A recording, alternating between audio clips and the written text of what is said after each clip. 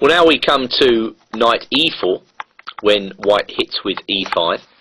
A rare bird, an unusual guest at the tournament table, but nevertheless you have to know what to do against it. I'm going to show you two ways for white, both of which involve gambiting a pawn in order to get an aggressive and dangerous position. The first way starts with bishop d5. This is a slightly awkward move for black to meet, as it intercepts black's idea of d5, it gums up the works, and it forces black's knight to c5, after which white intends to sacrifice a pawn with c3. Now that's probably a gambit which black has to accept, and now you can see, after knight takes c3, white has got quite a dangerous attacking position already. We move then to the game Palkovi versus Lengyel, played in the Hungarian Championship in 1998, where black put his knight on the characteristic square e6. This is one of the ideas of this variation. If white forces the knight back, the knight comes back to the solid square e6. Black's going to break things up with d6, but white now got on the case immediately with the remarkable idea h4. This idea, well, very aggressive, as you can see. White's burning his bridges when he plays this way, but just see what happens in this game, as after bishop e7, queen a4, castles bishop e3, white was getting his development souped up by castling on the queen side. This has distinct similarities between the Goring gambit and this variation, because as you can see, white's opened up the game completely and he's giving black distinct practical problems. Lengyel played queen to e8, white played queen to e4, eyeing h7. Certainly knight g5 is very much on the cards here. If black takes that, the h file opens up. Black played knight takes e5, and white played knight g5 anyway.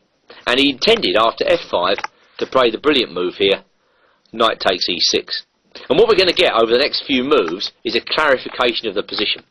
There's a general liquidation leading to a position, believe it or not, of equal material, but one which again favours white, because black's got this very weak backward pawn on an open file, and furthermore white is ahead in development. So this whole system with, if you can call it that, with bishop d5 and then c3, this does seem promising, and Lengyel in our featured game could not find an adequate answer to it. Black, of course, in this position is not anywhere near equal, because he's forced to defend his pawn, and white can just zero in on this pawn. Well, and even after bishop e6, white had knight c7. So rook a c8 was played, knight takes e6, and black played his trick, knight d4 check, and took back on e6. But as I say, liquidations in this position, of course, favour white. White's got the better endgame here. He's traded advantages from a superior attacking position to a strategical position where black is really toiling. And what's more, white retains attacking chances on the king side, as we'll see. So black's trying to coordinate his pieces. White is happy to swap off. He knows he's got the better endgame. Black now plays b5. Rook d1, eyeing d6, and then just bishop f3. The chronic weakness remains. Rook d8 was answered by rook e1 and bishop f8 by bishop h4. Slowly but surely, black is being pushed off balance. So rook b8, bishop f5, king g8, g4, rook a8, g5. Black can just tread water here and await events.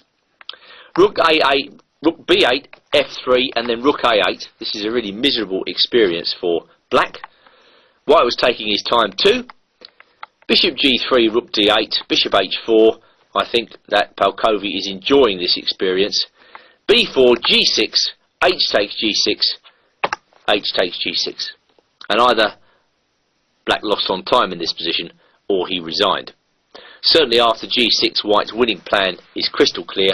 He's going to put his bishop on f2, he's going to try and chop off this knight, he's going to play bishop e6, and then he's going to go rook h2, and that will be mate. The pawn on g6 has a throttling effect.